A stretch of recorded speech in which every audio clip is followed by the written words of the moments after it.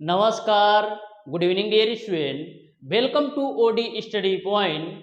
स्वागत करते हैं आप सभी का आपके अपने YouTube channel OD study point में।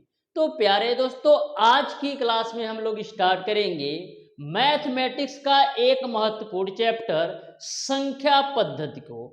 आज की क्लास में डियर स्टूडेंट मैं आप लोगों को संख्या पद्धति के बेसिक कॉन्सेप्ट व फार्मूला के साथ साथ 10 से 15 क्वेश्चन का सॉल्यूशन बहुत ही बेहतरीन तरीके से कराने वाला हूं। और आपको भी पता है डियर स्टूडेंट कि संख्या पद्धति एक ऐसा चैप्टर है जिसका यूज आपको हर एक चैप्टर में देखने को मिलता है। यानी कि संख्या पद्धति आपका एक ऐसा चैप्टर है जिस चैप्टर के कॉन्सेप्ट आपको प्रत्येक चैप्टर को देखने को मिलता है। चाहे तुम लाभ तथा हानि ले लो, चाहे तुम प्रतिशतता ले लो, या तुम अनुपात समानुपात ले लो, या मिश्रण ले लो, यानी कि हर एक चैप्टर में आपको संख्या पद्धति का कॉन्सेप्ट और थ्योरी देखने को मिलता ही मिलता है। तो आज की क्लास में डियर स्टूडेंट मैं आप लोगों को संख्या पद्धति के बेसिक कॉन्सेप्ट व फार्मूला के साथ साथ 15 क्वेश्चन का सॉल्यूशन बहुत ही बेहतरीन तरीके से कराने वाला हूं। इस तरीके का कॉन्सेप्ट मैं आपको बताने वाला हूं डियर स्टूडेंट कि आप संख्या पद्धति के किसी भी क्वेश्चन को मैक्सिमम 5 सेकंड के अंदर सॉल्व कर सकते हो। और ऐसे भी क्वेश्चन मैं आपको बताने वाला हूं कि जिनको आप बिना पेन उठाए भी सॉल्व कर सकते हो। तो स्टार्ट करेंगे डियर स्टूडेंट आज की क्लास को। बहुत ही बेहतरीन तरीके से हम सारी चीजों को कवर करेंगे, आप ध्यान से समझिएगा। सबसे पहले डियर स्टूडेंट संख्या पद्धति के कुछ बेसिक कॉन्सेप्ट और बेसिक टर्मिनोलॉजी है, उसको आप ध्यान से समझिएगा, जिससे आपको जानकारी रहे कि पूर्ण संख्या क्या होती है, अपूर्ण संख्या क्या होती है, भाज्य संख्याएं क्या होती है, अभाज्य संख्याएं क्या होती हैं। तो आपको जानकारी के पर्पज से मैं आपको 5 मिनट के अंदर इन सारी संख्याओं के बारे में बता दूंगा, जिससे आपको क्रिस्टल क्लियर पता चल सके कि भाज्य संख्याएं क्या होती हैं, पूर्ण संख्याएं क्या होती हैं, पूर्णांक क्या होता है। क्योंकि होता है डियर स्टूडेंट ना कि बहुत सारे स्टूडेंट कंफ्यूजन में रहते हैं कि पूर्ण संख्या क्या है, पूर्णांक क्या है, भाज्य संख्याएं क्या है, अभाज्य संख्याएं क्या है, सम संख्याएं क्या है। तो ध्यान से समझिएगा डियर स्टूडेंट, प्रत्येक कॉन्सेप्ट को बहुत ही बेहतरीन तरीके से मैं बताने वाला हूं। तो सबसे पहले हम बात करते हैं प्राकृतिक संख्याएं। तो देखो, प्राकृतिक संख्याएं वे संख्याएं होती हैं जिनका उपयोग हम लोग गिनती के लिए करते हैं। यानी कि किसी भी वस्तु को यदि आपको गिनना है ना, तो उसको गिनती के लिए यानी वस्तुओं की गणना के लिए हम लोग क्या करते हैं, प्राकृतिक संख्याओं का उपयोग करते हैं। जैसे जो यूपी पॉलिटेक्निक वाले होंगे वो दिनों की संख्या गिन रहे होंगे कि अब हमारे पास इतना दिन बता है यूपी पॉलिटेक्निक एंट्रेंस एग्जाम 2025 के लिए। तो प्राकृतिक संख्याएं ऐसी संख्याएं होती हैं डियर स्टूडेंट जिनका उपयोग हम लोग वस्तुओं की गणना के लिए करते हैं, किसी भी चीज की गिनती के लिए करते हैं। जैसे आपका 1 हो गया, 2 हो गया, 3 हो गया, 4 हो गया, 5 हो गया। यानी कि किसी भी वस्तु की गणना के लिए जिन संख्याओं का आप उपयोग करते हो ना, उसे हम प्राकृतिक संख्याएं कहते हैं। पूर्ण संख्याएं क्या होती हैं? तो यदि आप प्राकृतिक संख्याओं के साथ जीरो को भी सम्मिलित कर लोगे ना, तो वे संख्याएं आपका पूर्ण संख्याएं होंगी। क्या? प्राकृतिक संख्याओं के साथ यदि आप पूर्ण संख्याओं को भी सम्मिलित कर लोगे ना, तो वे आपकी पूर्ण संख्याएं हो जाएंगी। यानी 0, 1, 2, 3, 4। तो हमेशा ध्यान में रखिएगा, यदि हम प्राकृतिक संख्याओं के साथ जीरो को भी सम्मिलित कर लेते हैं ना, तो वे आपकी पूर्ण संख्याएं होती हैं। अब बात आती है पूर्णांक क्या होता है। तो पूर्ण संख्याओं के साथ साथ यदि आप ऋणात्मक संख्याओं को भी जोड़ लेते हो, यदि आप ऋणात्मक संख्याओं को भी ऐड कर लेते हो, तो उसके हम पूर्णांक बोलते हैं। तो पूर्ण संख्याएं आपका क्या है, 0, 1, 2, 3, 4 डॉट डॉट डॉट ऐसे n पदों तक जाएगा। तो यदि मैं पूर्ण संख्याओं के साथ साथ ऋणात्मक संख्याओं को भी ले लूं, यानी माइनस का 1, माइनस का 2, माइनस का 3 और माइनस का 4, तो इस तरीके से यदि आप पूर्ण संख्याओं के साथ साथ ऋणात्मक संख्याओं को भी ले लोगे ना, तो वे संख्याएं आपका पूर्णांक कही जाती हैं। तो पूर्णांक आपको समझ में आ गया होगा कि पूर्ण संख्याओं के साथ साथ आपकी ऋणात्मक संख्याएं भी आती हैं। अब बात आती है सम संख्याएं क्या होती हैं। तो देखो, सम संख्याएं ऐसी संख्याएं होती है जो 2 से विभाज्य हो। सम संख्याएं ऐसी संख्याएं होती हैं जो 2 से डिविजिबल हो, जैसे आपका 2 हो गया, 4 हो गया, 6 हो गया, 8 हो गया। यानी सम संख्याएं ऐसी संख्याएं होती हैं जो 2 से डिविजिबल हो, जो 2 से विभाज्य हो, वे आपकी सम संख्याएं होती हैं। अब बात आती है विषम संख्याएं क्या होती हैं। तो विषम संख्याएं वे संख्याएं होती हैं जो 2 से विभाज्य ना हो। विषम संख्याएं वे संख्याएं होती हैं जो 2 से विभाज्य ना हो, जैसे आपका 3 हो गया, 5 हो गया, 7 हो गया, 9 हो गया। तो ये सब संख्याएं जो है ना, ये आपकी विषम संख्याएं हो गई जो 2 से विभाज्य नहीं होंगी। अब बात करते हैं परिमेय संख्याएं क्या होती हैं। तो देखो, परिमेय संख्याएं वे संख्याएं होती है ना जिनको आप p/q के रूप में लिख सकते हो। जिनको आप p/q के रूप में लिख सकते हो ना, वे आपकी परिमेय संख्याएं होती हैं। लेकिन कंडीशन ये है कि q की वैल्यू आपका 0 के बराबर नहीं होना चाहिए। कंडीशन ये है कि q की वैल्यू आपका 0 के बराबर नहीं होना चाहिए। तो परिमेय संख्याएं आपका हमेशा p/q के रूप में होती हैं। कंडीशन ए है आपका q की वैल्यू 0 के बराबर नहीं होना चाहिए। जैसे आपका 3/5 हो गया, 7/5 हो गया, 6/7 हो गया। ये सारी जो संख्याएं हैं ना, वो आपका परिमेय संख्याएं होती हैं। अपरिमेय संख्याएं क्या होती हैं। अपरिमेय संख्याएं वे संख्याएं होती हैं जिनको आप p/q के रूप में नहीं लिख सकते हो। अपरिमेय संख्याएं वे संख्याएं होती हैं जिनको आप p/q के रूप में नहीं लिख सकते हो। जैसे यदि मैं कड़ी में 3 लिख दूं, कड़ी में 5 लिख दूं और कड़ी में 7 लिख दूं, तो ये सारी जो संख्याएं हैं वो आपका अपरिमेय संख्याएं हैं। यानी अपरिमेय संख्याओं को आप p/q के रूप में नहीं लिख सकते हो, वे आपकी अपरिमेय संख्याएं हो गई। वास्तविक संख्याएं क्या होती हैं। तो जो भी आपकी परिमेय और अपरिमेय संख्याएं होती है ना, उन्हें हम वास्तविक संख्याएं कहते हैं। जो भी आपकी परिमेय और अपरिमेय संख्याएं होती है ना, उसको हम क्या बोलते हैं, उसको हम बोलते हैं वास्तविक संख्याएं। यानी कि वास्तविक संख्या के अंदर आपकी परिमेय संख्या भी आ जाती है और अपरिमेय संख्या भी आ जाती है। तो ध्यान में रखिएगा, वास्तविक संख्याएं वे संख्याएं होती हैं जिनमें परिमेय और अपरिमेय दोनों संख्याएं आती हैं। अभाज्य संख्याएं क्या होती हैं। तो देखो, अभाज्य संख्याएं वे संख्याएं होती हैं जो या तो 1 से विभाजित होंगी या तो स्वयं की संख्या से विभाजित होंगी। यानी कि अभाज्य संख्याएं वे संख्याएं होती हैं जो या तो 1 से विभाज्य होंगी या तो स्वयं की संख्या से विभाज्य होंगी। जैसे मैं ले लूं डियर स्टूडेंट, 5 हो गया, तो 5 जो आपका है या तो 1 से डिविजिबल होगा या तो आपका 5 से डिविजिबल होगा। यानी कि आपकी अभाज्य संख्याएं वे संख्याएं होती हैं जो या तो 1 से डिविजिबल होंगी या तो स्वयं की संख्या से डिविजिबल होंगी। जैसे मैं 23 ले लूं, तो जो आपका 23 है या तो 1 से डिविजिबल होगा या तो स्वयं की संख्या 23 से डिविजिबल होगा।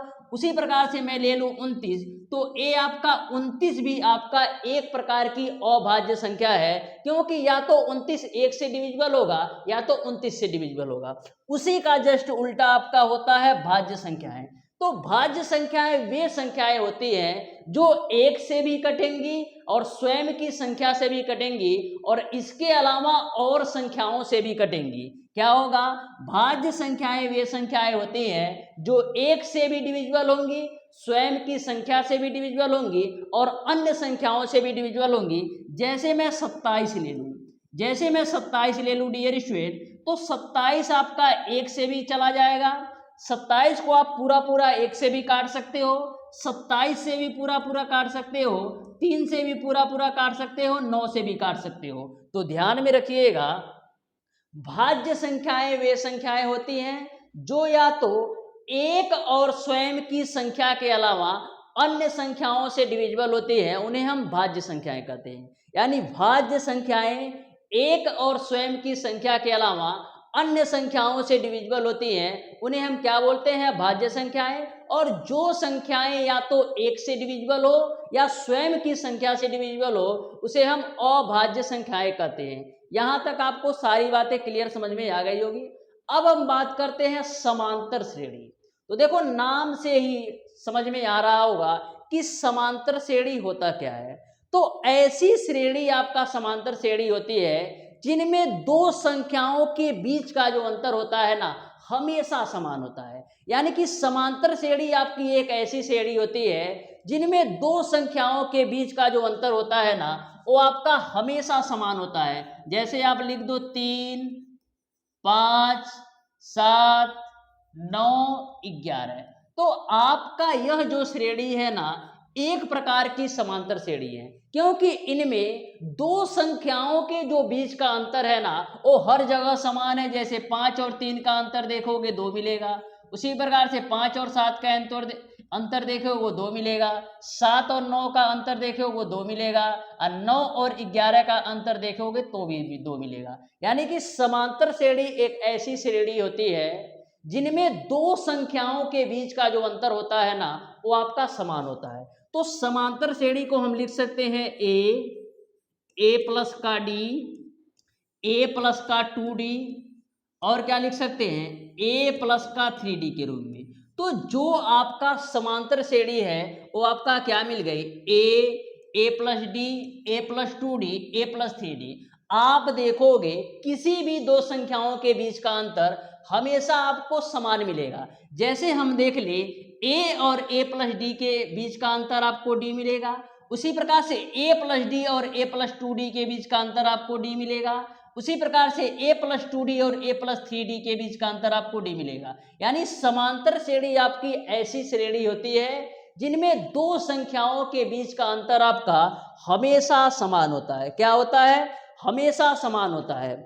अब डियर स्टूडेंट यदि हम बात करें कि समांतर श्रेणी का n वां पद क्या होता है, यदि हम बात करें डियर स्टूडेंट कि समांतर श्रेणी का n वां पद क्या होता है, तो हमेशा ध्यान में रखिएगा समांतर श्रेणी का n वां पद का जो फार्मूला होता है, समांतर श्रेणी के n वां पद यानी कि tn की जो वैल्यू होती है वो आपका क्या होता है? a प्लस n-1 इंटू का d होता है। तो अच्छी तरीके से अपनी कॉपी में नोट कर लेना कि समांतर श्रेणी के n वां पद का जो फार्मूला होता है a प्लस n-1 इंटू का d होता है। वहीं पर डियर स्टूडेंट यदि आपसे पूछ लिया जाए कि समांतर श्रेणी के n पदों का योगफल बताओ, समांतर श्रेणी के n पदों का योगफल बताओ, तो समांतर श्रेणी के n पदों का योगफल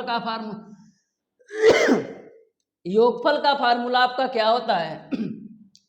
Sn बराबर आपका होता है n/2, ब्रैकेट के अंदर आपका होता है 2a प्लस का n-1 इंटू का d होता है। तो अच्छी तरीके से ध्यान में रख लेना समांतर श्रेणी के n पदों का जो योगफल होता है Sn बराबर n/2 2a plus n-1 into d होता है। जो आपका n होता है डियर स्टूडेंट ए क्या होता है? जो आपका n होता है वो आपका पदों की संख्या होता है। क्या होती है? जो आपका n होता है ना डियर स्टूडेंट ए आपका पदों की संख्या होती है, और जो आपका a होता है ना वो आपका समांतर श्रेणी का प्रथम पद होता है। जो आपका a होता है समांतर श्रेणी का प्रथम पद होता है, और जो आपका d होता है ना वो आपका सार्वांतर होता है।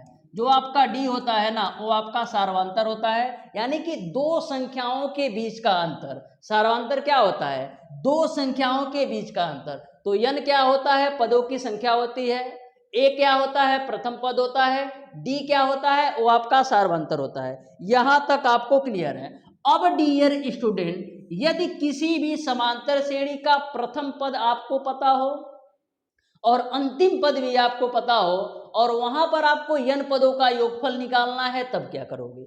यदि आपको किसी भी समांतर श्रेणी का प्रथम पद भी पता हो और अंतिम पद भी पता हो तो वहां पर n पदों का योगफल कैसे निकालोगे? तो वहां पर आपका होता है समांतर श्रेणी के n पदों का जो योगफल होता है Sn बराबर आपका होता है a प्लस यल, अब ब्रैकेट के बाहर आपका होता है n/2। तो ध्यान में रखिएगा, कभी भी यदि आपका किसी भी समांतर श्रेणी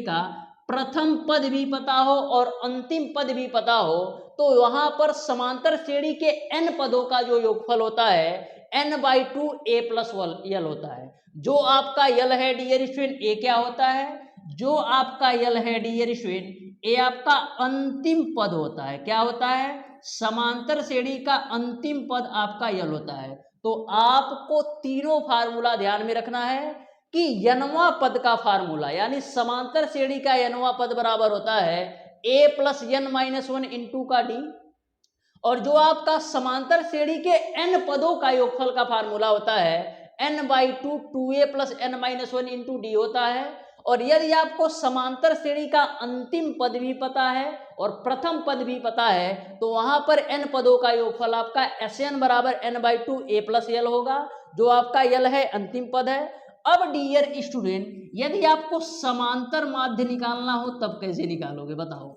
समांतर माध्य कैसे निकालोगे? तो जो स्टूडेंट अनुपात, समानुपात एवं मिश्रण वाला वीडियो देखे होंगे ना, उनको अच्छी तरीके से पता होगा समांतर माध्य कैसे निकालते हो। समांतर माध्य बराबर आपका होता है a plus B divided by 2, यानी कि दो संख्याओं का यदि आपको समांतर माध्य निकालना है ना, तो क्या करोगे, दोनों संख्याओं को जोड़कर 2 से भाग दे दोगे तो आपको समांतर माध्य मिल जाएगा। तो इस तरीके से डियर स्टूडेंट, ये आपको बेसिक से 4 फार्मूले ध्यान में रखने हैं समांतर माध्य से। कितने फार्मूले? 4 फार्मूले ध्यान में रखने हैं समांतर माध्य से। अब आ जाओ डियर स्टूडेंट, हम बात करते हैं गुणोत्तर माध्य। तो देखो गुणोत्तर माध्य होता क्या है। गुणोत्तर माध्य में डियर स्टूडेंट, दो संख्याओं के बीच का जो अनुपात होता है ना, वो हमेशा बराबर होता है। गुणोत्तर माध्य में डियर स्टूडेंट, दो संख्याओं के बीच का जो अनुपात होता है ना, वो हमेशा बराबर होता है। जैसे मैं गुणोत्तर श्रेणी एक लिख देता हूं, तो यहां पर जैसे मैंने a लिख दिया, AR लिख दिया, फिर मैंने लिख दिया AR स्क्वायर लिख दिया, फिर मैंने लिख दिया ARQ। तो यहां पर आप एक चीज देखिएगा कि दो संख्याओं के बीच का जो अनुपात होगा ना, वो आपका हमेशा समान होगा। क्या मैंने बोला है? दो संख्याओं के बीच का अनुपात, दो संख्याओं के बीच का अनुपात। तो आओ देख लेते हैं। तो यहां पर आपका दूसरी संख्या है AR और पहली संख्या आपका A है, तो A से कैंसिल होगा, तो इन दोनों संख्याओं के बीच का अनुपात आपका R मिल गया। अब इन दोनों संख्याओं के बीच का अनुपात देख लो, तो दूसरी संख्या आपका AR स्क्वायर है और A आपका AR है, तो AR से आपका AR कैंसिल होगा, तो यहां पर भी R मिल जाएगा। यहां पर तुम देख लो, तो आपका क्या है, ARQ में आपको भाग दे देना है AR स्क्वायर से, तो A से A कैंसिल, R स्क्वायर से R स्क्वायर कैंसिल करोगे तो यहाँ R मिल जाएगा। तो हमेशा ध्यान में रखिएगा, गुणोत्तर श्रेणी एक ऐसी श्रेणी होती है जिनमें दो संख्याओं के बीच का जो अनुपात होता है ना, वो आपका हमेशा समान होता है। दो संख्याओं के बीच का जो अनुपात होता है ना, वो आपका हमेशा समान होता है। यहां तक आपको क्लियर है। अब डियर स्टूडेंट, गुणोत्तर श्रेणी के कुछ बेसिक से फार्मूले हैं, उसको आप अच्छी तरीके से नोट कर लेना। तो सबसे पहला जो फार्मूला होता है, यदि आपसे पूछा जाए गुणोत्तर श्रेणी का nवां पद बताओ, यदि आपसे पूछा जाए गुणोत्तर श्रेणी का nवां पद बताओ क्या होगा, तो क्या बताओगे? तो गुणोत्तर श्रेणी के nवां पद, यानी कि जो Tn की वैल्यू होती है वो किसके बराबर होती है? तो गुणोत्तर श्रेणी का nवां पद का फार्मूला होता है AR पे पावर n माइनस का 1 होता है। तो ध्यान में रख लेना, गुणोत्तर श्रेणी के nवां पद का जो फार्मूला होता है AR पे पावर n माइनस 1 होता है। यहां पर भी डियर स्टूडेंट, जो A आपका है ना, गुणोत्तर श्रेणी का प्रथम पद है। क्या है? जो आपका A है ना, गुणोत्तर श्रेणी का प्रथम पद है। जो आपका R है ना, ये आपका सारवा अनुपात है। मैं सारवा अनुपात क्यों बोल रहा हूं? क्योंकि यहां पर आप दो संख्याओं के बीच का अनुपात निकाल रहे हो। जो R आपका है सारवा अनुपात है। सारवा अनुपात इसलिए मैं बोल रहा हूं क्योंकि R जो है ना, दो संख्याओं के बीच का अनुपात है। ठीक है, उसके बाद से जो आपका n है, ये क्या है? पदों की संख्या। जो आपका n है, ये क्या है? पदों की संख्या है। तो ध्यान में रख लीजिएगा इसको, ठीक है। अब नेक्स्ट फार्मूले की बात करते हैं। यदि आपको गुणोत्तर श्रेणी के n पदों का योगफल निकालना हो, यदि आपको गुणोत्तर श्रेणी के n पदों का योगफल निकालना हो तब कैसे निकालोगे? गुणोत्तर श्रेणी के n पदों का योगफल आप कैसे निकालते हो? Sn बराबर आपका होता है a 1 माइनस आर पे पावर n डिवाइडेड बाई आपका होता है 1 माइनस का r। तो यहां पर आप देखो गुणोत्तर श्रेणी के n पदों का योगफल का जो फार्मूला है a ब्रैकेट में 1 माइनस आर पे power n divided by 1 minus R. यह फार्मूला तब अप्लाई होगा जब आपके r का मान, जब आपके r का मान 1 से छोटा होगा, जब आपके r का मान 1 से छोटा होगा, उस कंडीशन में गुणोत्तर श्रेणी के n पदों का योगफल का फार्मूला यह लगाना है। लेकिन यदि आपका r का मान 1 से ज्यादा हो तब क्या करोगे? यदि आपका r का मान 1 से ज्यादा हो तब क्या करोगे? तो वहां पर गुणोत्तर श्रेणी के n पदों के योगफल का फार्मूला हो जाएगा, पलटी मार जाएगा, यानी आपका हो जाएगा r पे पावर n माइनस का 1 डिवाइडेड बाई आपका r माइनस का 1 होगा। कब? यदि आपका r की जो वैल्यू है 1 से ज्यादा हो जाए। यदि आपके r की जो वैल्यू है 1 से ज्यादा हो जाए तो गुणोत्तर श्रेणी के n पदों का जो योगफल का फार्मूला होगा ना वो आपका यह हो जाएगा। तो दोनों को आप ध्यान में रख सकते हो। इसमें क्या है 1 माइनस आर पे पावर n है। कब? जब r का मान 1 से कम है। लेकिन जैसे ही r का मान 1 से अधिक होगा ना तो r पे पावर n माइनस 1 हो जाएगा और नीचे आपका r माइनस 1 हो जाएगा। तो दोनों में अंतर को आपको ध्यान में रखना है। जब आपके r की वैल्यू 1 से कम आएगी तो यह फार्मूला लगाना है, जब आपके r की वैल्यू 1 से अधिक होगी तो आपको यह फार्मूला लगा देना है। यहां तक आपको क्लियर है, ठीक है, यहां तक आपको क्लियर है। गुणोत्तर श्रेणी के अनंत पदों का योगफल कैसे निकालोगे?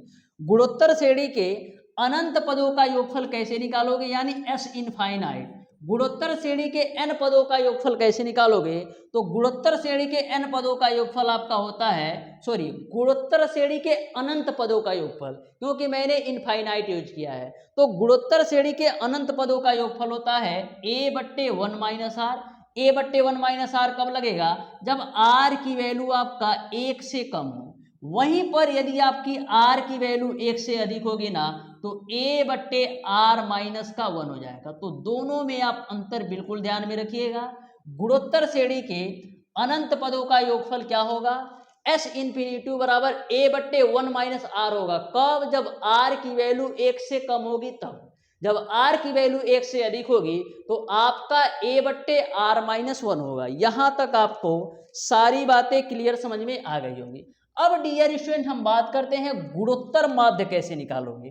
तो गुणोत्तर माध्य जी बराबर आपका होता है √a इंटू बी। यानी यदि किसी भी दो संख्याओं का आपको गुणोत्तर माध्य निकालना है ना तो उनका आपको क्या कर लेना है? दोनों संख्याओं का वर्गमूल निकाल लेना है। यदि किसी भी दो संख्याओं का आपको गुणोत्तर माध्य निकालना है ना तो आपको करना क्या है? दोनों संख्याओं का आपको वर्गमूल निकाल लेना है।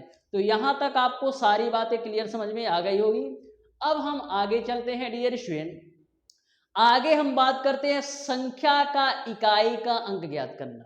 तो देखो संख्या का इकाई का अंक ज्ञात करना, इस तरीके का मैं आपको कॉन्सेप्ट बताऊंगा ना कि चाहे कितना भी बड़ा नंबर हो ना, मैक्सिमम तुम 2 सेकंड में सॉल्व कर सकते हो। मैक्सिमम 2 सेकंड में सॉल्व कर सकते हो। बस एक क्वेश्चन तुम ध्यान से देख लेना, फिर चाहे कितना भी बड़ा नंबर हो, चाहे कितना भी बड़ा नंबर पर कितना भी बड़ा पावर हो ना, तुम मैक्सिमम 1-2 सेकंड के अंदर सॉल्व कर लोगे। बस एक क्वेश्चन तुम ध्यान से देख लेना। तो देखो यहां पर संख्या का इकाई का अंक कैसे ज्ञात करते हैं, ध्यान से देखना, बिल्कुल बेहतरीन तरीके से बताऊंगा। जैसे आपको बोल दिया जाए कि चलो बता दो 67 पे पावर 97 है, 67 पे पावर 97 है, इसका इकाई का अंक बताओ। 67 पे पावर 97 है, इसका इकाई का अंक बताओ। तो यदि आप बेसिक से सॉल्व करोगे ना तो काफी ज्यादा टाइम लग जाएगा। ध्यान से समझो कैसे निकालेंगे।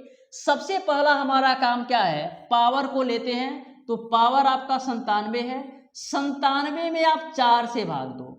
95 में आप 4 से भाग दो तो 4 से भाग दोगे तो क्या होगा, 4 दूना 8 और फिर 4 चौको 16, यानी शेषफल कितना बचेगा, शेषफल आपका 1 बचेगा। कितना बचेगा, शेषफल आपका 1 बचेगा। अब इनसे आपका कोई रिश्ता नहीं है, अब इनसे आपका कोई रिश्ता नहीं है। अब आपका जो रिश्ता है वो आपका शेषफल से है, यानी आपको मिल जाएगा 67 पे पावर 1।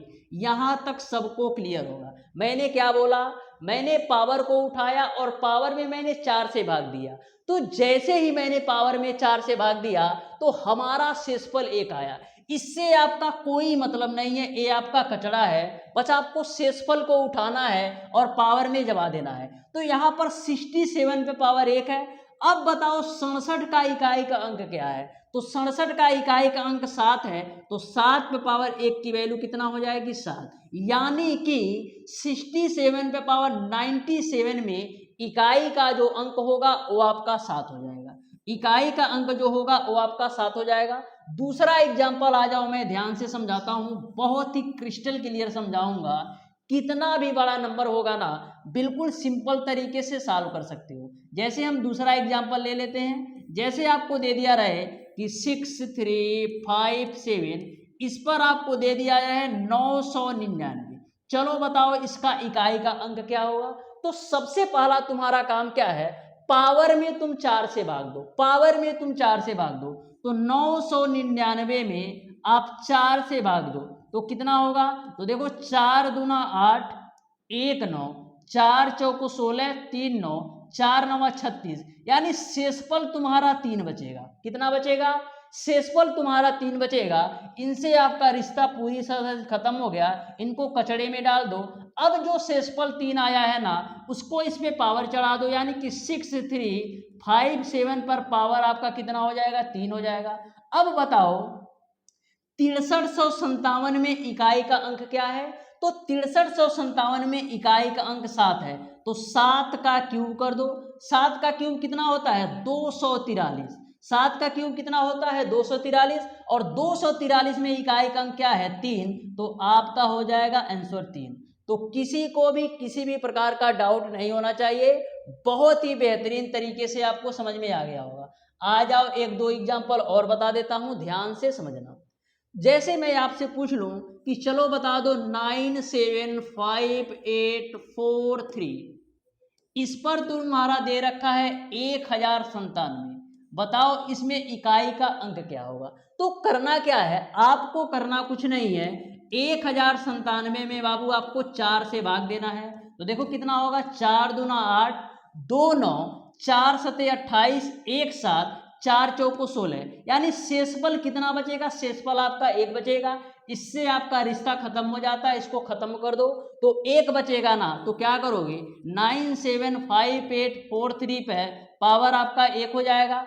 अब देखो इतनी बड़ी संख्या में इकाई का अंक क्या है, तो आप कहोगे 3 है। तो 3 पे पावर 1 की वैल्यू आपका 3 हो जाएगा, यानी इकाई का जो अंक होगा वो आपका 3 हो जाएगा। तो इकाई का अंक आपको निकालने के लिए समझ में आ गया होगा।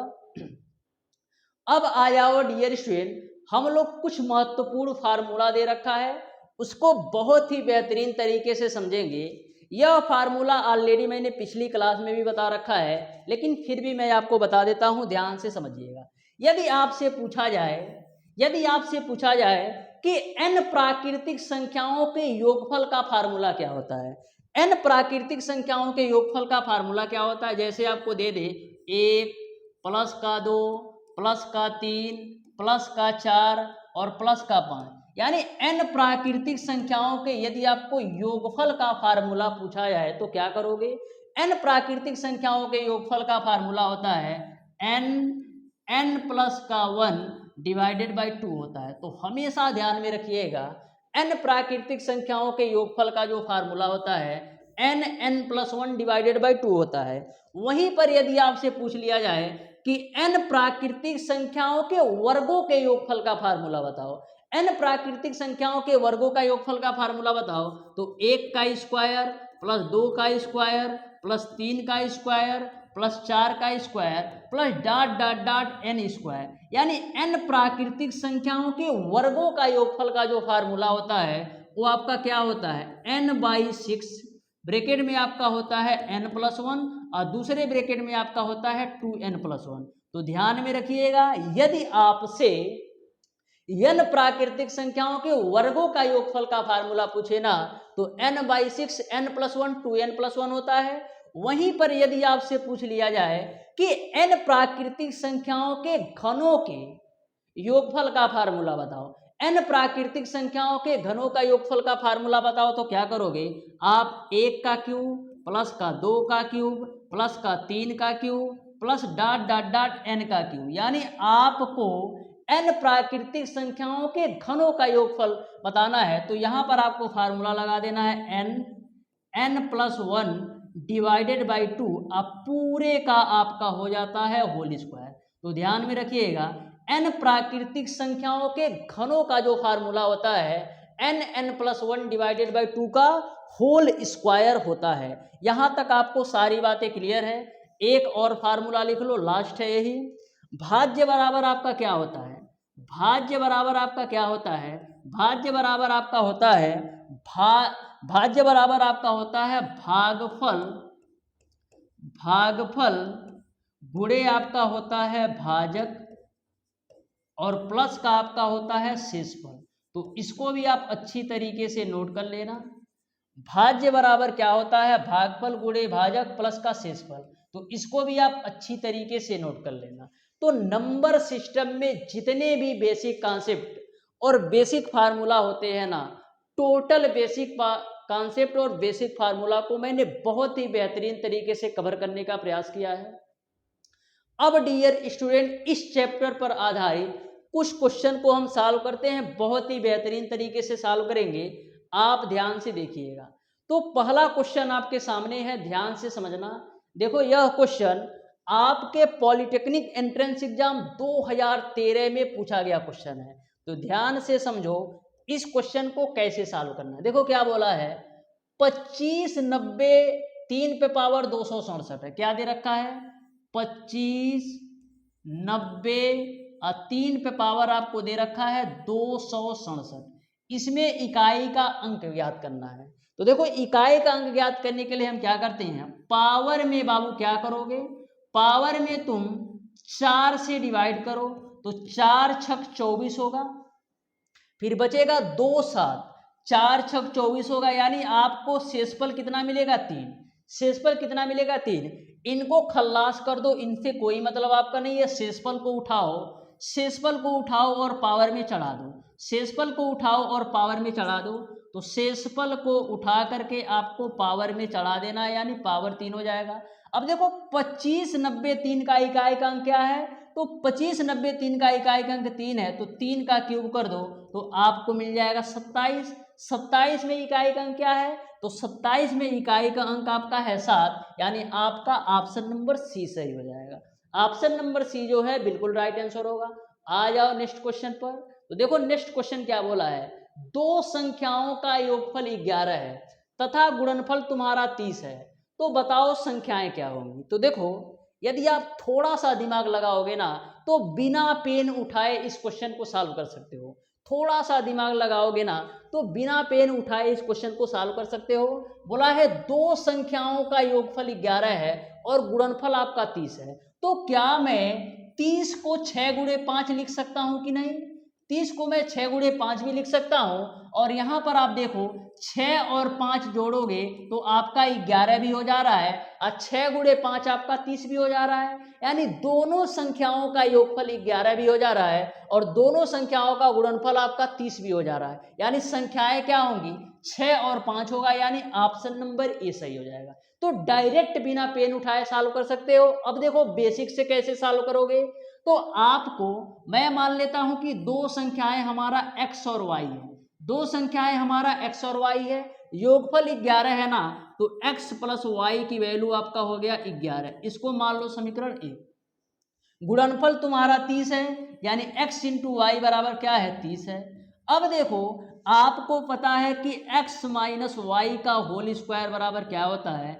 x माइनस वाई का होल स्क्वायर बराबर होता है x प्लस वाई का होल स्क्वायर माइनस का 4xy, माइनस का 4xy। घबराना मत, इस वाली वैल्यू को सॉल्व करोगे ना तो यही आ जाएगा। ठीक है, ऑलरेडी मैं पढ़ा चुका हूँ। तो देखो x माइनस वाई की वैल्यू नहीं पता है तो x माइनस वाई का होल स्क्वायर बराबर x प्लस वाई की वैल्यू कितना है 11, 11 का होल स्क्वायर करोगे तो 121 माइनस का 4 गुणे x इंटू वाई की वैल्यू आपका है 30। तो देखो यहाँ पर 121 में से 120 घटाओगे तो 1 मिल जाएगा, कितना 1 मिल जाएगा, x माइनस वाई का होल स्क्वायर की वैल्यू आपको 1 मिलेगा। यानी हम क्या लिख सकते हैं, x माइनस वाई बराबर हम 1 लिख सकते हैं। इसको तुम मान लो समीकरण 2 मान लो, x माइनस वाई की वैल्यू तुमने 1 निकाल लिया और x प्लस वाई की वैल्यू तुम्हारा 11 है। अब समीकरण 1 व 2 को सॉल्व करोगे ना लेकर के, तब भी तुम्हारा x की वैल्यू 6 ही आएगी और y की वैल्यू आपका 5 ही आएगी।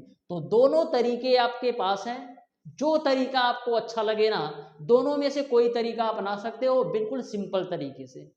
आ जाओ नेक्स्ट क्वेश्चन पर।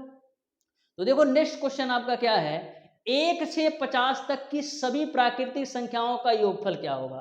तो अभी मैंने आपको बताया है n प्राकृतिक संख्याओं के योगफल का फार्मूला क्या होता है, n प्राकृतिक संख्याओं के योगफल का फार्मूला क्या होता है, n प्राकृतिक संख्याओं के योगफल का फार्मूला होता है n प्लस 1 डिवाइडेड बाई 2 होता है।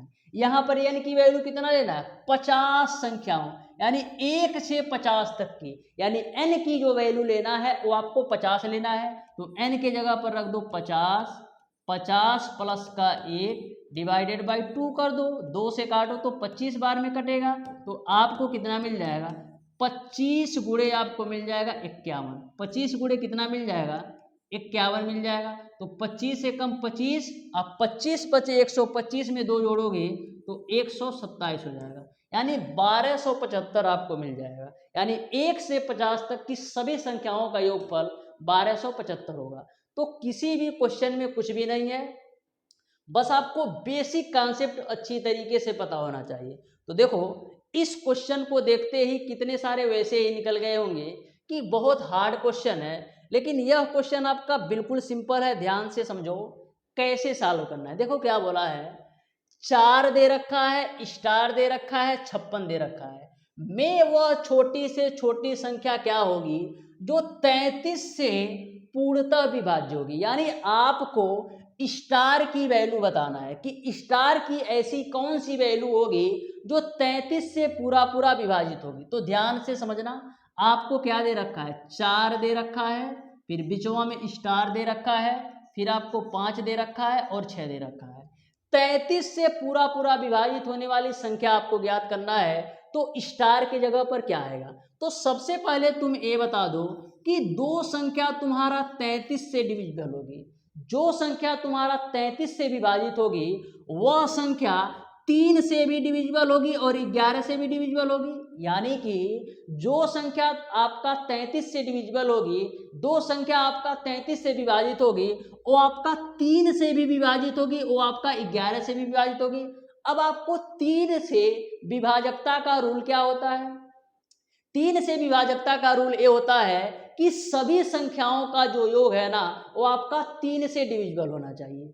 3 से विभाजकता का रूल ये है ना कि सभी संख्याओं का जो योग है ना वो आपका 3 से डिविजिबल होना चाहिए। तो कभी भी यदि आपसे ऐसा क्वेश्चन पूछा जाए ना तो डायरेक्ट ऑप्शन से सॉल्व करना, ज़्यादा सोचने की बिल्कुल ज़रूरत नहीं है, डायरेक्ट ऑप्शन से सॉल्व करना। तो सबसे पहले हम ऑप्शन नंबर ए को उठाते हैं, यानी स्टार की जगह पर यदि हम 1 रख देते हैं, स्टार की जगह पर 1 रखोगे तो 4 1 5 5 10 से 16, तुम बताओ 16 3 से डिविजिबल है कि नहीं, 16 3 से डिविजिबल है, नहीं डिविजिबल है, यानी ऑप्शन नंबर ए खल्लास, ऑप्शन नंबर ए नहीं होगा। अब हम स्टार के जगह पर कितना रखेंगे, स्टार के जगह पर हम 2 रखेंगे। तो जैसे ही 2 रखोगे तो 4 2 6 और 6 5 11 और 6 कितना होता है 17। तुम बताओ 17 3 से डिविजिबल है कि नहीं, तो 17 भी 3 से डिविजिबल नहीं है, यानी ऑप्शन नंबर बी भी नहीं होगा। अब तुम ऑप्शन नंबर सी को चेक करो, ऑप्शन नंबर सी के अनुसार स्टार के जगह पर 3 होना चाहिए।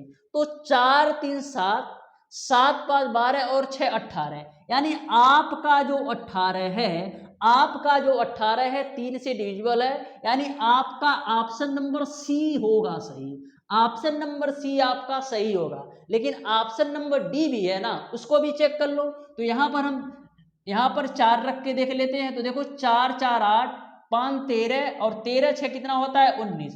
तुम बताओ 19 3 से डिविजिबल है कि नहीं? 19 3 से डिविजिबल नहीं है, यानी ऑप्शन नंबर डी भी आपका खल्लास हो गया। यानी एक ही ऑप्शन बचता है, वो आपका option number C.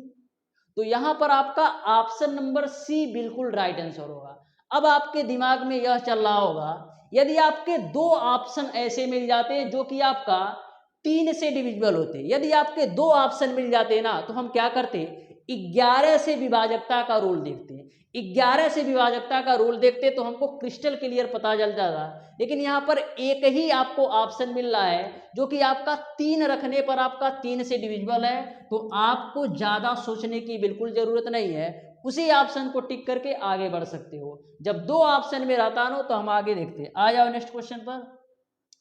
Next question देखो बिल्कुल सिंपल है, ये भी ध्यान से देखना, बिल्कुल सिंपल क्वेश्चन है, ध्यान से देखना, बस आपको फैक्टर कर देना है। क्या बोला है कि वह छोटी से छोटी संख्या क्या होगी जिसके द्वारा 19 40 4 से गुणा या भाग किया जाए तो वह एक पूर्ण वर्ग हो जाए। यानी कि 19,404 में आप किस संख्या से गुणा या किस संख्या से भाग करोगे कि आपकी जो संख्या है वो आपका पूर्ण वर्ग हो जाएगी। तो आ जाओ इसको हम देखते हैं, कितना है 19,404। 19,404 को आपको बताना है किस संख्या से तुम गुणा अथवा भाग करोगे कि एक आपका पूर्ण वर्ग बन जाएगा। तो सबसे पहले हम 2 से काटेंगे, तो 2 9 18, 2 7 14, 0 2 दूना 4, फिर तुम 2 से काट दो, तो देखो 2 चौको 8, 2 अट्ठे 16, फिर बचेगा 2 पच्चे 10, फिर आपका 2 एक कम 2। अब देखो 2 से कटेगा नहीं, 3 से कटेगा ना, हो 3 से काटो, तो देखो 3 एक कम 3, 3 छक 18, 3 एक कम 3, 3 सत्ते 21, फिर आपका 3 से कटेगा, तो 3 से काटो, तो देखो 3 पचे 15, 1 1, 3 त्रिक का 9 और 3 नवा 27 होगा। अब 3 से कटेगा नहीं कटेगा, देखो 3 एक कम 3, 2 3 हो जा रहा है, नहीं कटेगा ना। अब क्या करोगे तुम, 5 से कटेगा नहीं, 7 से काट दो, तो देखो 7 सते 49 होगा, 4 9 7 सते 49 होगा। फिर क्या करोगे, फिर तुम 7 से काट दो, तो फिर तुम 7 से काटोगे, 7 11 77 और 11 एकम 11। अब बताओ पूर्ण वर्ग बनाने के लिए किसकी जरूरत होती है? पूर्ण वर्ग बनाने के लिए आपको जोड़े की जरूरत होती है। तो यहाँ पर हम जोड़ा बनाते हैं, देखो किसका जोड़ा बनता है किसका नहीं। तो देखो 2 का जोड़ा यहाँ पर बन जा रहा है, यानी कि यहाँ से 2 निकल जाएगा। फिर आपका क्या, यहाँ से आपका 3 का जोड़ा बन जा रहा है, यानी यहाँ से तुम्हारा 3 निकल जाएगा। यहाँ से देखो तुम्हारा 7 का जोड़ा बन जा रहा है, तो 7 निकल जाएगा। लेकिन जो आपका 11 है, लेकिन जो आपका 11 है इसका आपका कोई जोड़ा नहीं बन रहा है। जो आपका 11 है इसका कोई जोड़ा नहीं बन रहा है, यानी कि इस संख्या में चाहे मैं 11 से गुणा कर दूं, चाहे मैं 11 से भाग दे दूं, तो हमारा पूर्ण वर्ग संख्या मिल जाएगी। यानी इस संख्या में चाहे मैं 11 से गुणा कर दूं या 11 से भाग कर दूं, तो हमारा पूर्ण वर्ग संख्या मिल जाएगी, यानी ऑप्शन नंबर बी सही हो जाएगा। आ जाओ नेक्स्ट क्वेश्चन पर। तो देखो क्वेश्चन नंबर 6, ऐसा क्वेश्चन ऑलरेडी मैंने सॉल्व करवा रखा है, अनुपात समानुपात एवं मिश्रण में। ध्यान से समझो कैसे सॉल्व करना है, 2014 में पूछा है। तो देखो कैसे इस क्वेश्चन को सॉल्व करना है, ध्यान से समझिएगा। देखो क्या बोला है, दो संख्याओं के समांतर माध्य का इन संख्याओं में से एक संख्या के साथ जो अनुपात है ना, वो आपका 3:5 है। छोटी संख्या का बड़ी संख्या के साथ क्या अनुपात होगा, ये आपको बताना है। दो संख्याओं का समांतर माध्य जो है ना, एक संख्या के साथ जो अनुपात दे रखा है 3:5 है। तो सबसे पहले मैं दो संख्या ले लेता हूं, एक हमारा x है और दूसरा हमारा y है। मैंने दो संख्याएं मान लिया, एक हमारा x है और दूसरा हमारा y है। दोनों संख्याओं का समांतर माध्य क्या होगा? यदि मैं आपसे पूछूं कि x और y का समांतर माध्य क्या होगा, तो आप कहोगे गुरुजी दोनों को जोड़ करके आप 2 से भाग दे दो तो समांतर माध्य निकल जाएगा। क्योंकि किसी भी संख्या का यदि आपको समांतर माध्य निकालना है ना, तो दोनों संख्याओं को जोड़कर 2 से भाग दे दो तो समांतर माध्य निकल जाएगा। अब क्या बोला है, दो संख्याओं का समांतर माध्य का इन संख्याओं में से एक संख्या, तो दोनों संख्याओं में से हम कोई संख्या ले लेते हैं, तो ले लेते हैं हम x को, यानी कि दोनों संख्याओं के समांतर माध्य और उनमें से एक संख्या के बीच का जो अनुपात है वो आपको दे रखा है 3:5। बस क्वेश्चन हो गया सॉल्व। तो देखो यहाँ पर क्या हो जाएगा, x + y डिवाइडेड बाई 2, अनुपात है तो बट्टा में x हो जाएगा, बराबर 3:5 है, तो इसको हम क्या लिख सकते हैं 3/5। यहाँ से हम आगे कैलकुलेट करते हैं, ध्यान से देखना। x आपका 2 के साथ चला जाएगा तो क्या मिलेगा, x + का y डिवाइडेड बाई आपका हो जाएगा 2x, बराबर में आपका हो जाएगा 3/5, बराबर में आपका हो जाएगा 3/5। क्रॉस मल्टीप्लाई करो तो मिलेगा आपको 5x + का 5y बराबर 6x। तो 6x में से 5x घटाओगे तो x बराबर आपको क्या मिल जाएगा 5y, यानी x/y की वैल्यू निकालोगे तो कितना मिल जाएगा 5/1। x/y की वैल्यू निकालोगे तो 5/1 मिल जाएगा। आपको बताना क्या है, छोटी संख्या का बड़ी संख्या से, आपको बताना है कि छोटी संख्या का बड़ी संख्या के साथ अनुपात क्या होगा। तो यहाँ पर बड़ी संख्या आपका 5 है और छोटी संख्या आपका 1 है, तो छोटी संख्या 1 और बड़ी संख्या 5 हो जाएगी, यानी छोटी संख्या और बड़ी संख्या के बीच जो अनुपात होगा 1:5 होगा, यानी ऑप्शन नंबर डी सही हो जाएगा। ऑप्शन नंबर डी जो होगा बिल्कुल राइट आंसर होगा। क्वेश्चन नंबर 7 पर आ जाओ। निम्नलिखित संख्याओं में से कौन सी संख्या अपरिमेय संख्याएं हैं। तो कौन सी संख्या अपरिमेय संख्या है, जिसको अपरिमेय संख्या का डिफिनीशन पता होगा वही सॉल्व कर पाएगा। तो अपरिमेय संख्याएं वे संख्याएं होती हैं जिनको आप p/q के रूप में नहीं लिख सकते हो, p/q के रूप में नहीं लिख सकते हो, यानी अपरिमेय संख्याएं वे संख्याएं होती हैं जिनको आप p/q के रूप में नहीं लिख सकते हो। तो कौड़ी में 25 है, इसका वर्गमूल निकालोगे तो 5 आएगा, तो 5/1 भी तो लिख सकते हो। अब देखो कौड़ी में 16 है, तो कौड़ी में 16 का वर्गमूल होता है 4, इसको हम 4/1 भी लिख सकते हैं, यानी यह भी आपका परिमेय संख्या हो गई और यह भी आपका परिमेय संख्या हो गई। कौड़ी में 36/49, तो कौड़ी में 36/49, जो 36 का वर्गमूल निकालोगे 6 और कौड़ी में 49 का वर्गमूल निकालोगे 7, यानी यह भी आपका परिमेय संख्या हो गई। तो ए बी सी तीनों आपकी परिमेय संख्या हो गई, तो आपका ऑप्शन नंबर डी सही हो जाएगा, यानी कि जो आपका कौड़ी में 3 है अपरिमेय संख्याएं हैं। तो अंतर आपको समझ में आ गया होगा कि जो आपकी परिमेय संख्याएं होती हैं वो आपका p/q के रूप में होती हैं, जो आपकी परिमेय संख्याएं होती हैं p/q के रूप में होती हैं, और जो आपकी अपरिमेय संख्याएं होती हैं p/q के रूप में नहीं होती हैं, यानी आपका ऑप्शन नंबर डी सही हो जाएगा। आ जाओ नेक्स्ट क्वेश्चन पर। बोला है एक संख्या और उसके व्युत्क्रम का योग 17/4 है। तो देखो कितना सिंपल सा क्वेश्चन है। क्या बोला है, एक संख्या और उसके व्युत्क्रम का योग 17/4 है। तो सबसे पहले हम एक संख्या मान लेते हैं x है, एक संख्या और उसका व्युत्क्रम, तो इसका व्युत्क्रम क्या होगा 1/x, और इनका जो योग है वो आपका 17/4 है। इसी का कैलकुलेशन कर लो, तो यहाँ पर आपको एलसीएम मिल जाएगा x, एलसीएम लेके सॉल्व करोगे तो x² + 1 बराबर आपका हो जाएगा 17/4। क्रॉस मल्टीप्लाई करो तो क्या मिलेगा 4x² + 4 बराबर आपका हो जाएगा 17x। ठीक है, तो यहाँ से आपको मिलेगा 4x² - 17x + 4 बराबर 0। अब देखो यह जो वैल्यू है ना वो आपका द्विघात समीकरण के रूप में आ गई। किस रूप में आ गई, द्विघात समीकरण के रूप में आ गई। अब द्विघात समीकरण की सहायता से तुम क्या करोगे, इसको सॉल्व कर लोगे, तो 4 चौक 16 और 16 एकम 16 हो जाएगा, और 16 में 1 जोड़ोगे तो 17 हो जाएगा, यानी आपको मिल जाएगा 4x² माइनस का 16x प्लस का आपका हो जाएगा x और प्लस का आपका हो जाएगा 4 बराबर में बबुआ 0। तो यहाँ से आपका माइनस से मल्टीप्लाई कर दो तो 4x² माइनस का 16x माइनस का x और प्लस का बाबू 4 बराबर 0। इन दोनों में कॉमन क्या है, 4x तुम्हारा कॉमन है, तो मिलेगा x माइनस का 4। इन दोनों से कॉमन तुम ले लो माइनस का 1, तो मिल जाएगा आपको x माइनस का 4। तो यहाँ से डियर स्टूडेंट एक ब्रैकेट में तुम्हारा x माइनस का 4 होगा, एक ब्रैकेट में तुम्हारा 4x माइनस का 1 होगा। यहाँ से x की वैल्यू निकालोगे तो 4 मिलेगा, यहाँ से x की वैल्यू निकालोगे तो 4 मिलेगा, और यहाँ से x की वैल्यू निकालोगे तो 1/4 मिलेगा। तो देखो कौन सा ऑप्शन में दिया है, 4 आपका ऑप्शन में नहीं है, 1/4 आपका ऑप्शन में है, यानी ऑप्शन नंबर बी सही हो जाएगा। x की जो वैल्यू होगी या तो 4 होगा या तो 1/4, तो 1/4 दिया है, यानी ऑप्शन नंबर बी सही हो जाएगा। आ जाओ क्वेश्चन नंबर 9 पर। तो देखो क्वेश्चन देखने में तुमको लग रहा होगा कि काफी कॉम्प्लिकेटेड है, लेकिन जब क्वेश्चन को ध्यान से पढ़ोगे ना तो ऐसा लगेगा कि मैक्सिमम मैं 5 से 10 सेकंड के अंदर इस क्वेश्चन को सॉल्व कर लूंगा। पहले ध्यान से समझो क्वेश्चन में कहता क्या है।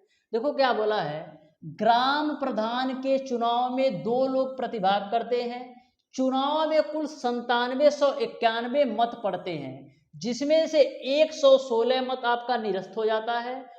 विजयी प्रतिभागी को हारने वाले प्रतिभागी के 4 वोट के स्थान पर 5 वोट मिलता है। यानी कि जो आपका सफल प्रतिभागी है, जो आपका विजयी प्रतिभागी है, उसको 4 वोट के स्थान पर 5 वोट मिलता है। यानी कि हर एक 4 वोट के स्थान पर उसको 5 वोट मिलता है। तो ज्ञात करें कि विजयी प्रतिभागी को कितने अधिक मत मिले, ये आपको बताना है। तो ध्यान से समझिएगा। सबसे पहले आप हमें ये बताओ कि टोटल वोट कितना है। सबसे पहले ये आप हमें बताओ कि कुल मत कितना है। सबसे पहले आप ये बताओ कि कुल मत कितना है। तो आप कहोगे कुल मत हमारा है 9791। इसमें से कितना इनवैलिड होता है, इसमें से 116 आपका निरस्त हो जाता है। तो निरस्त कितना होता है, इसको हटा लो। तो निरस्त कितना होता है, 116। तो 116 घटाओगे तो आपको वैध मतों की संख्या मिलेगी। क्या मिलेगी, वैध मतों की संख्या आपको मिल जाएगी। 116 घटाओ तो 11 में से 6 जाएगा 5, 8 में से 1 जाएगा 7, फिर यहाँ पर 7 में से 1 जाएगा 6, और यहाँ पर आपका हो जाएगा 9। यानी कि 9675 वोट जो है ना वो आपके बिल्कुल सही है। यानी कि जो आपके वैलिड वोट हैं, जो आपके वैध वोट हैं, वो आपके 9675 है। कितना है, 9675 है। यहाँ तक सबको क्लियर होगा। अब देखो बोला है कि जो आपका हारने वाले प्रतिभागी के 4 वोट के स्थान पर जीतने वाले प्रतिभागी को 5 वोट मिलते हैं। तो मैं मान लेता हूं कि जो आपका हारने वाला है, जो आपका हारने वाला है, इसको 4x वोट मिलता है, और जो आपका विजयी प्रत्याशी है, जो आपका विजयी प्रत्याशी है, इसको 5x के बराबर वोट मिलता है। क्योंकि क्वेश्चन में बोला ही है कि हारने वाले प्रतिभागी के 4 वोट के स्थान पर 5 वोट जो है ना वो जीतने वाले प्रत्याशी को मिलते हैं। तो मैंने मान लिया कि जो आपका हारने वाला प्रत्याशी है वो आपका 4x के बराबर वोट पा रहा होगा, और जो आपका जीतने वाला प्रत्याशी है वो आपका 5 वोट के बराबर वोट पा रहा होगा। अब देखो 4x वोट जो है ना, 4x के बराबर वोट आपका हारने वाला प्रत्याशी पाया, और 5x के वोट के बराबर आपका जीतने वाला प्रत्याशी पाया, और जो टोटल मत है और जो टोटल वोट है वो आपका 9675 के बराबर है। यानी कि मैंने क्या किया, हारने वाले प्रत्याशी का टोटल वोट और जीतने वाले प्रत्याशी के टोटल वोट को ऐड कर दिया, और जो कुल वोटों की संख्या है वो आपका 9675 के बराबर कर दिया। तो यहाँ से 9x बराबर तुमको कितना मिल जाएगा, 9x बराबर तुमको मिल जाएगा 9675। 9 से काटो तो देखो 9 एकम 9, 0 उतरेगा, फिर 6 7, 9 सत्ते 63 और 9 पचे 45। यानी x की जो वैल्यू है वो आपका 1075 है। x की जो वैल्यू है 1075 है। बोला है विजयी प्रतिभागी को कितने अधिक मत मिले, विजयी प्रतिभागी को कितना वोट ज्यादा मिला। तो दोनों में कितने का अंतर है, दोनों में केवल x का अंतर है, और x की वैल्यू आपने निकाला है 1075। यानी कि जो आपका विजयी उम्मीदवार है उसको 1075 वोट ज्यादा मिला है। जो आपका विजयी उम्मीदवार है उसको 1075 वोट ज्यादा मिला है। यानी आपका ऑप्शन नंबर सी सही हो जाएगा। आया क्वेश्चन नंबर 10 पर। तो ध्यान से समझिएगा इस क्वेश्चन को, बहुत ही बेहतरीन क्वेश्चन है। बस आप ध्यान से समझो, प्रत्येक क्वेश्चन को बिल्कुल बेहतरीन कॉन्सेप्ट बताऊंगा। एक बार अच्छी तरीके से समझ लोगे ना तो कभी भी आपको दिक्कत नहीं आएगा। बस ध्यान से समझो।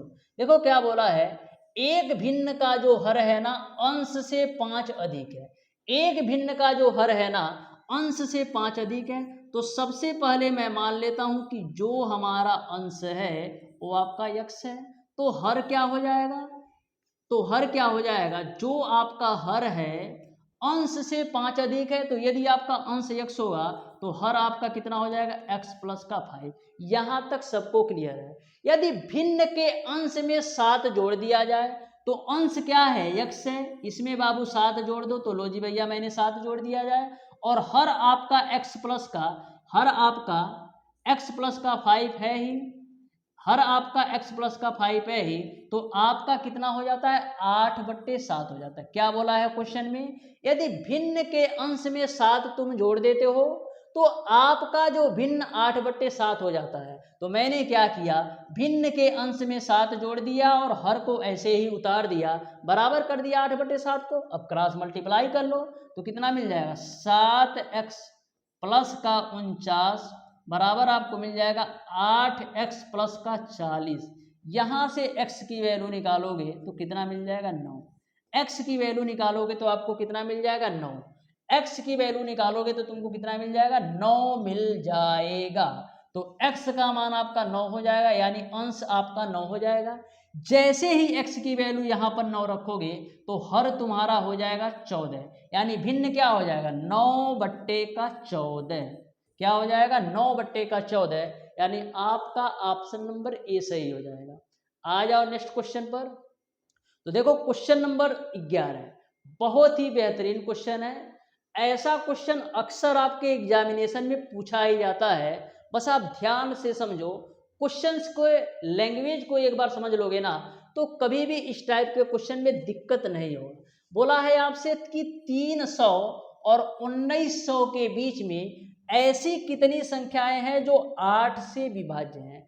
आपको बताना है कि 300 और 1900 के बीच ऐसी कितनी संख्याएं हैं जो 8 से विभाजित हैं। तो ध्यान से समझना, मैं देख लेता हूं 300 और 1900 के बीच ऐसी कितनी संख्याएं हैं जो 8 से विभाजित है। तो 300 के ऊपर हम जाते हैं और देखते हैं कौन सी ऐसी संख्या है जो 8 से विभाजित है। तो सबसे पहले बबुआ तुम 300 वैसे लिख लेना, 8 से काटो तो देखो क्या होगा 8 तिरिक 24, 6 0 तो कटेगा 6 0, 60 कटेगा 8 से नहीं कटेगा, लेकिन 64 होता तो कट जाता। यानी कि यह 300 की जगह पर यदि हमारा बाबू 304 हो जाए तो देखो कट रहा है कि नहीं। तो देखो 8 तिरिक 24, 8 हटाए 64, यानी कि जो पहली हमारी संख्या मिलेगी 8 से डिविजिबल होने वाली वो आपको मिल जाएगी 304। यानी कि 300 के जरा सा ऊपर जाओगे ना तो जो पहली संख्या तुमको मिलेगी 8 से डिविजिबल होने वाली वो आपको मिल जाएगी 304। अब 1900 से कम लेना है, यानी आपको 1900 के अंदर देखना है कौन सी ऐसी संख्या है जो 8 से डिविजिबल है। तो यहाँ पर हम 8 से काटेंगे तो देखो 8 दूना 16, 3 0, 8 दूना 16 फिर 3 0, 8 तिरिक 24 फिर आपका होगा 6 0, फिर 8 सते 56 होगा। यानी कि यदि हमारा 4 कम हो जाए, यदि हमारा 4 कम हो जाए तो काम बन जाएगा। यानी कि 1900 से पहले जो हमारी संख्या होगी ना वो हमारा 1896 होगी।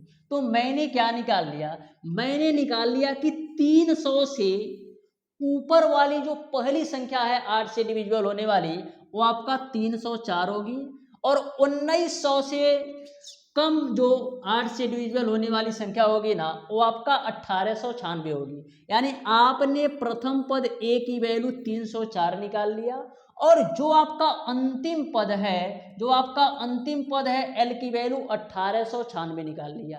यहां तक सबको क्लियर है। मैंने क्या किया, 300 से थोड़ा सा ऊपर, यानी कि 300 से ऊपर मैंने देखा कौन सी ऐसी संख्या है जो 8 से डिविजिबल है। फिर मैंने देखा 1900 के पास में कौन सी ऐसी संख्या है जो आपका 8 से डिविजिबल है।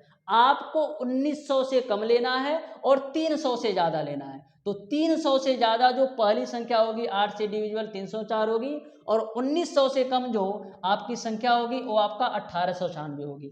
अब आपको प्रथम पद भी पता है, अंतिम पद भी पता है, तो संख्याओं की संख्या कैसे निकालोगे? लास्ट टर्म माइनस का first term divided by common difference plus का 1। इसको अच्छी तरीके से नोट कर लो। संख्याओं की संख्या निकालने के लिए last term minus first term divided by common difference plus का 1 होता है। तो लास्ट टर्म तुम्हारा है 1896 माइनस का फर्स्ट टर्म है तुम्हारा 304 डिवाइडेड बाय कॉमन डिफरेंस कितना है 8 का, तो ले लो भैया 8 अब प्लस का कर दो 1। इसी को कैलकुलेट करो तो देखो 6 में से 4 जाएगा 2 बचेगा, फिर यहाँ पर 9 में से 0 जाएगा 9 बचेगा, फिर तुम्हारा 18 में से 3 जाएगा 15 बचेगा। किसी को कोई दिक्कत है? मैंने क्या किया 1896 में से 304 घटा दिया, 1896 में से 304 घटा दिया और नीचे में बट्टा 1 है प्लस का 1 कर दो। तो यहाँ पर काटो तो 8 एक कम 8 होगा, बचेगा 7 9, 8 9 72 होगा, 8 9 72 होगा, फिर तुम्हारा बचेगा 7 जो 8 9 72 होगा, यानी कितना मिल जाएगा 199 प्लस का 1 मिल जाएगा, यानी 200 मिल जाएगा। यानी कि 300 और 1900 के बीच 200 ऐसी संख्याएं हैं जो आपका 8 से डिविजिबल है, जो आपका किससे डिविजिबल है 8 से डिविजिबल है। एक तरीका और बताता हूं, ध्यान से देख लेना। एक तरीका और है, ध्यान से देखो। L बराबर तुम लगा देना A प्लस का n-1 इंटू का D। तो L की वैल्यू क्या रखोगे 1896, यानी कि लास्ट टर्म है 1896 और प्रथम पद तुम्हारा है 304 प्लस का n की वैल्यू -1 और D की वैल्यू 8। तो इस फार्मूले को भी अप्लाई करोगे ना तब भी तुम्हारा आंसर ही आएगा। इसी फार्मूले का विस्तारित रूप आपका A है, ठीक है। तो यहाँ तक आपको क्लियर है। अब आ जाओ आगे हम बात करते हैं क्वेश्चन नंबर 12 को। तो ध्यान से समझो। देखो क्वेश्चन को तुम देखोगे ना तो ऐसा लगेगा कि काफी कॉम्प्लिकेटेड क्वेश्चन है, लेकिन ध्यान से समझो। देखो क्या बोला है, जब किसी संख्या को हम 56 से भाग देते हैं तो शेषफल हमारा 29 प्राप्त होता है। यदि इसी संख्या को यदि हम 8 से भाग दें तो शेषफल क्या होगा? क्या बोला है, जब किसी संख्या को हम 56 से भाग देते हैं तो 29 शेषफल आता है, लेकिन उसी संख्या को यदि हम 8 से भाग दें तो शेषफल कितना होगा? तो सबसे पहले तो तुम्हारे दिमाग में ये होना चाहिए कि जो तुम्हारा 56 है वो आपका 8 से तो पूरा पूरा डिविजिबल है, यानी इनका तो बवाल खत्म। अब 8 से तुम डायरेक्ट काट दो 29 को, 8 से तुम डायरेक्ट काट दो 29 को, तो 8 तिरिक 24 हो जाएगा, यानी 5 शेषफल बचेगा। तो ऑप्शन नंबर बी सही हो जाएगा। तो ज़्यादा आपको गणित लगाने की बिल्कुल भी ज़रूरत नहीं है। जो आपका शेषफल है ना उसी को आप 8 से भाग दे दो तो आपका शेषफल 5 हो जाएगा, क्योंकि जो आपका 56 है वो तो 8 से पूरा पूरा ऐसे ही डिविजिबल है। आ जाओ क्वेश्चन नंबर 13 पर। तो देखो क्वेश्चन नंबर 13, क्वेश्चन नंबर 13, तो ध्यान से समझिएगा। क्वेश्चन नंबर 13 को बोला है 2153 पे पावर तुम्हारा 167 है, तो इकाई का अंक बताओ। तो करना क्या है, 2153 है ना, तो ऐसे 53 लिख लो और इस पर तुम्हारा क्या है 167। तो पहला काम क्या होता है, पावर को 4 से डिवाइड करो। तो 167 को तुम 4 से डिवाइड करोगे कितना होगा, 4 चौको 16, 4 एक कम 4, यानी तुम्हारा हासिल 3 बचेगा, यानी शेषफल तुम्हारा कितना बचेगा 3। अब इससे रिश्ता खत्म करो, शेषफल को उठाओ और पटक दो, यानी 2153 पे पावर कितना हो जाएगा 3 हो जाएगा। इसमें इकाई का अंक कितना है 3 है, तो 3 का क्यूब करोगे तो मिलेगा 27। तो 27 में इकाई का अंक कितना है 7, तो ऑप्शन नंबर कितना हो जाएगा बी। तो आपको मैक्सिमम 2 से 3 सेकेंड लगना है। आ जाओ क्वेश्चन नंबर 14 पर। तो देखो क्वेश्चन नंबर 14 को, ठीक है, ध्यान से समझिएगा। इसको भी हम ऑप्शन से सॉल्व करेंगे, थोड़ा आप ध्यान से समझिएगा।